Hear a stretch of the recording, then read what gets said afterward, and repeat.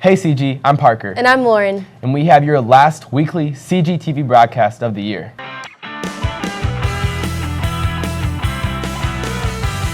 First up, many of us have been studying hard for final exams. Good thing that's over. What are you talking about? We still are right in the middle of them. There's not much we can do now. Oh no? There's a lot you can do this weekend to get ready for exams next week. Lacey Sadowitz and Ryan Stimley have a video about final exams. Final exams are underway. However, there are 2 more days left after the weekend for final exams. I asked students how they felt about this. I don't like finals being split up because I feel like I'm not going to study as hard over the weekend as I would if it were all in the same week. We asked the teachers how these next 2 days are going to impact the test scores. It will not one bit, because the kids who will study, the kids who never study will not study, and there might be a few people that might actually surprise us all and just do an extra praying at church on Sunday. I think it will give kids a chance to study a little bit more and prepare for those Monday, Tuesday finals. I also think a half day would help kids too during finals. Well, I'd like to think that kids will take advantage of the time and maybe do some extra studying.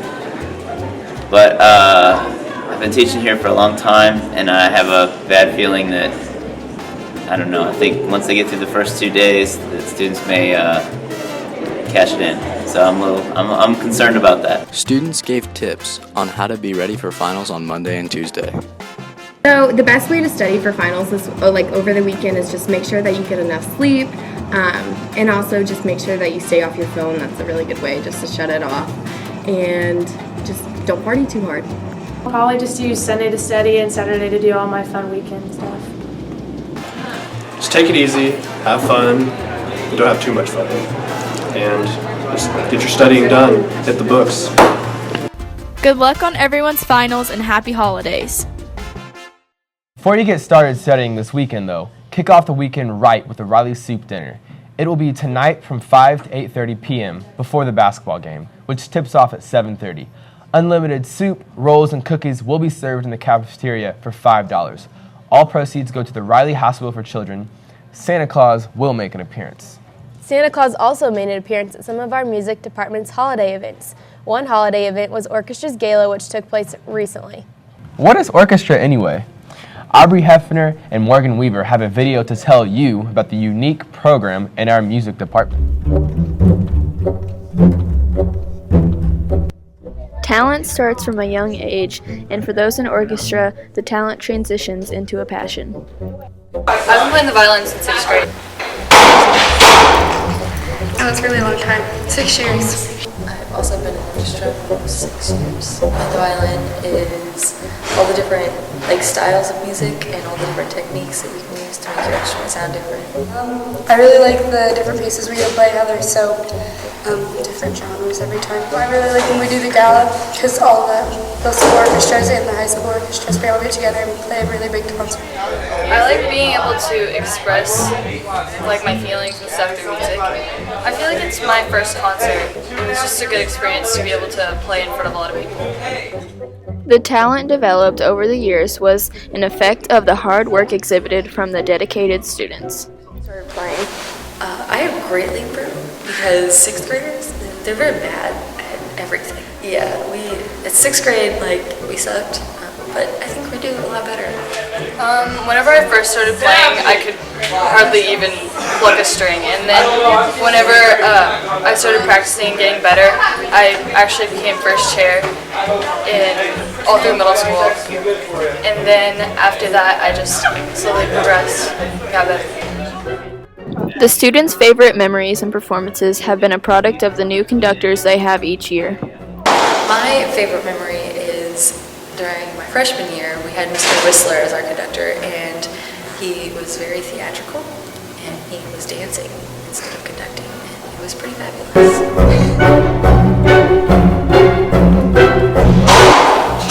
Yeah, I think it affects how we play because with the same teacher, at least they know our skill level and everything. But for our first concert every year, it's usually pretty weird because they don't know what we're capable of. They don't know what songs we can and can't play. While adjusting to the 3 new conductors they've had in the past 3 years has proved challenging, it also has its benefits. I mean, it's kind of hard to adjust to new instructors every year, but I like it, I guess. It's a good change. Another music program that is pretty unique is just gearing up for their winter season. Indoor percussion season is rolling, and Carson McCracken and Jackson Keeley bring you a video about it.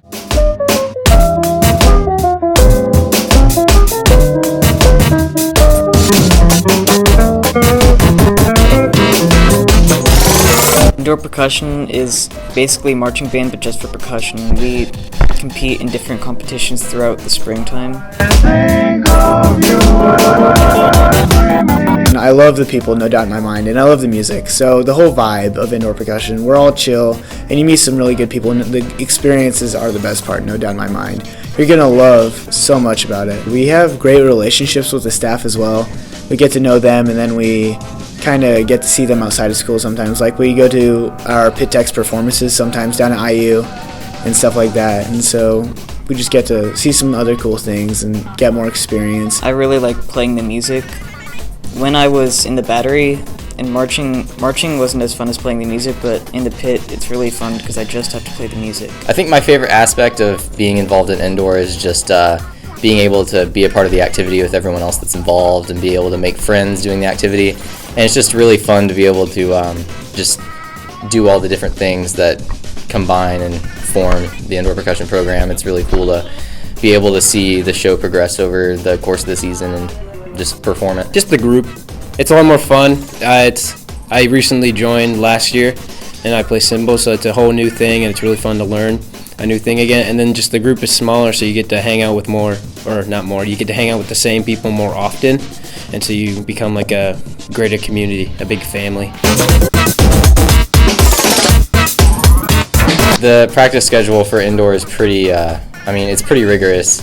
It's 3 out of 5 days of the school week, and on weekends, usually Saturdays are anywhere from noon to 4 to 9 in the morning to 4 to all day if we have competitions. So it varies on weekends depending on what we're doing, but during the week it's usually 3-hour practices for 3 days out of the 5 days of the week. Indoor percussion takes up a lot of time. It is basically a big majority of my life right now, and it is really fun, but it is kind of hard to keep a work schedule, a school schedule, and indoor percussion schedule, no doubt in my mind, but it is worth it in the end. We're just starting our season. I think this is our third week of practice. We're just now getting our parts for the music. There's usually like 4 or 5 parts for the show, and so we'll get part 1 by the end of this week, and then we'll start going from there. The way competitions work is that there are 2 circuits, and there's the IPA, which is the circuit that's just Indiana, and then WGI, which is the national circuit. Within IPA, our 2 main competition schools are Ben Davis and Avon, and within WGI, there's plenty of other high schools that are in our caliber of performance, from multiple schools in California and some that are farther on the East Coast. So nationally, we do have a lot of competition, and as far as the competitions are like, they're very streamlined. So you get in there, and everything is very scheduled. You go in, you have this much time for warm-up, and then you have a certain window for your performance time, which is time given to you to set up, perform, and tear down and get everything out, and you have like a certain amount of time to do so. So it's a very structured formula. Our first competition is late this year. It's about, I think, February, sometime in February. Usually it starts in around late December, early January, but this year it got pushed back for something. You know, if you're not rehearsing or seeing holiday music events, you might be doing last-minute shopping. Michael Lawson and Jeremy Keish have a video for those of us trying to figure out what to buy for people at the holidays. Students face a common dilemma this year, figuring out what parents want for Christmas.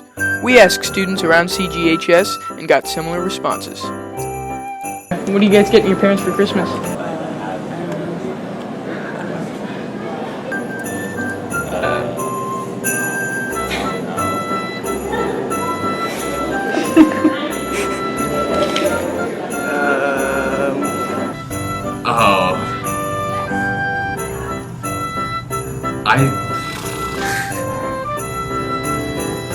don't know yet. I haven't decided yet. It's a secret.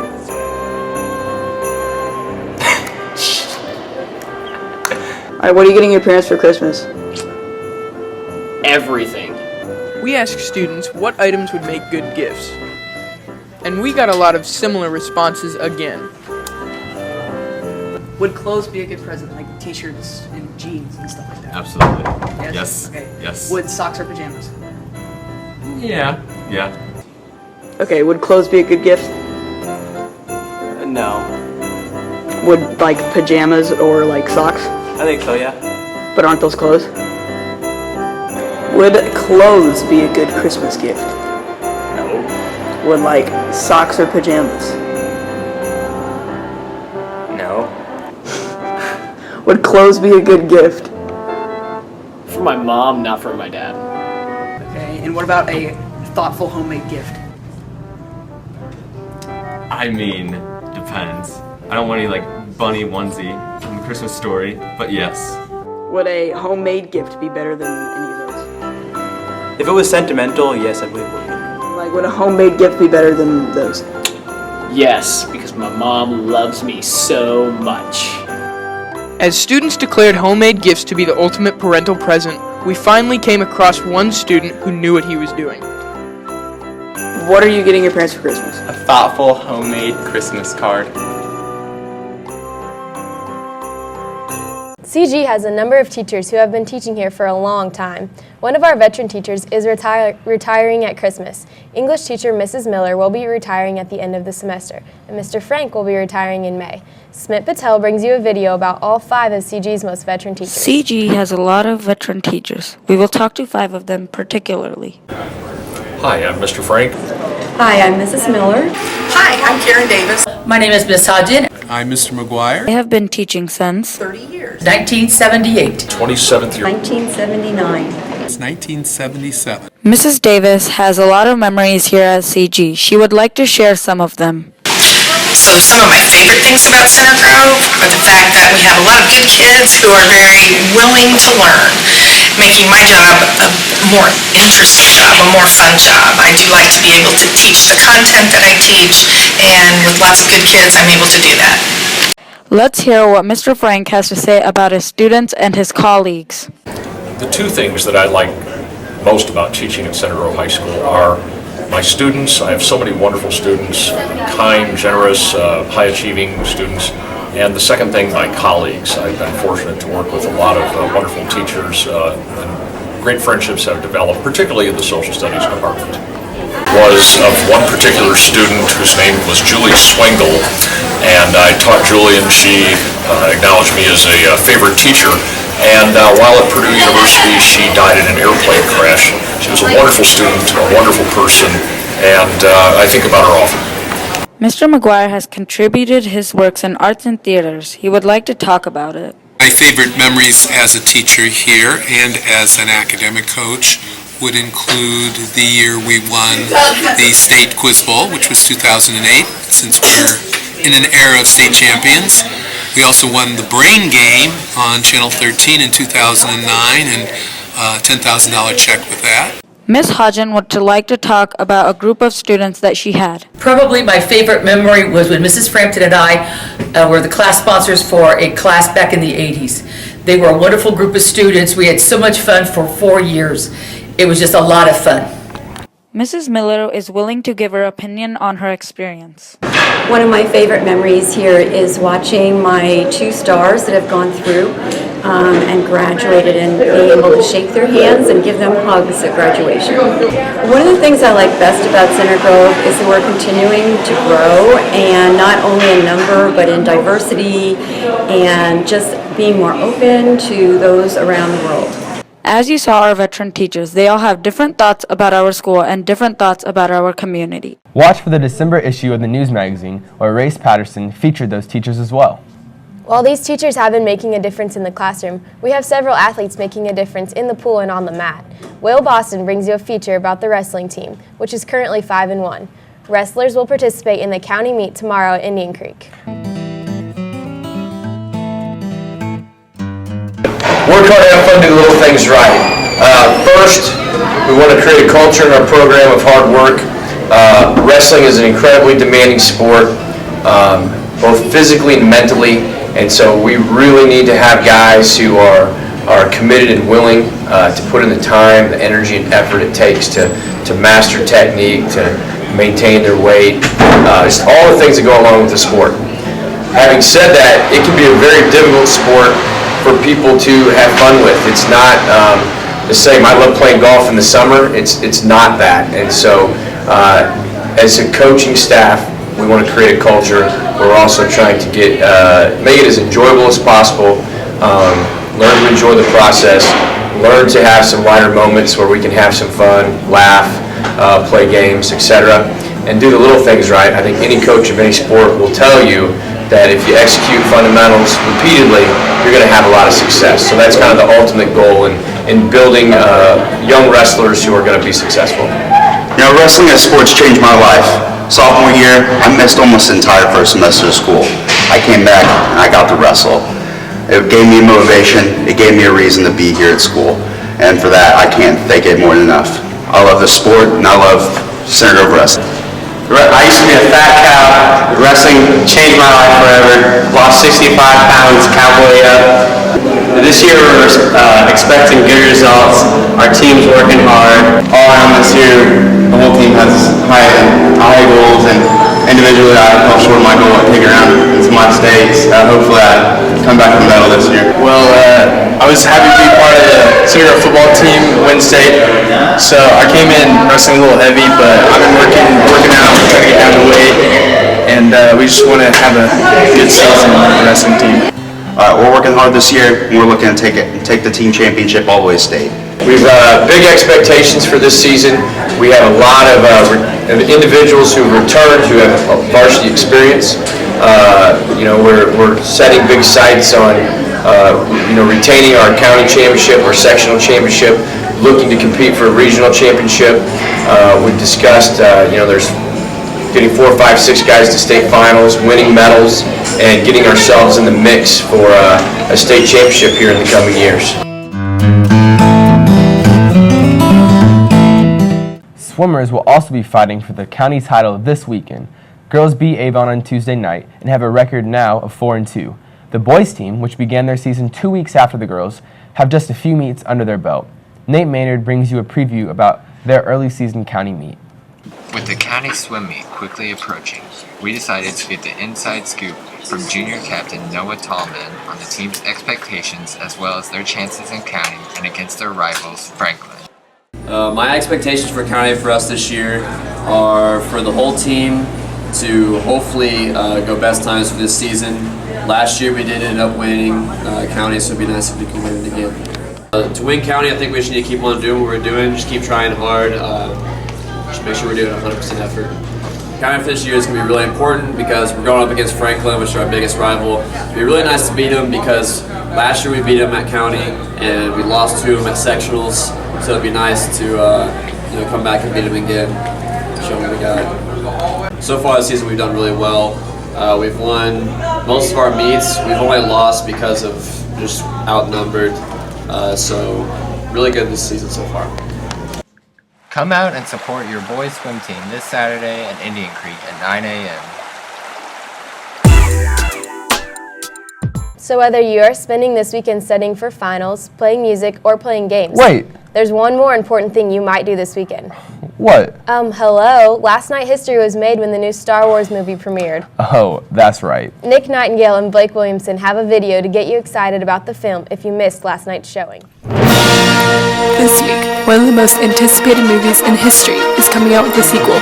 Star Wars The Force Awakens premieres this Friday. Center Grove Publications now takes to the halls to figure out what people think about it. Can you identify this character? No. Do you have any idea? Darth Mule. Darth Mule. Alright, so who shot first, Han or Greedo? Han. One of the most famous Star Wars characters is Chewbacca. Yeah. Can you give us your best Chewbacca impression? Ooh. Solid. Alright, so the new Star Wars is coming out. Are you excited? Can't wait. So how do you feel about Bradley Cooper being cast as one of the Jedis? Not sure how I feel about it, but I'm sure he'll do a great job. So you think he'll be good?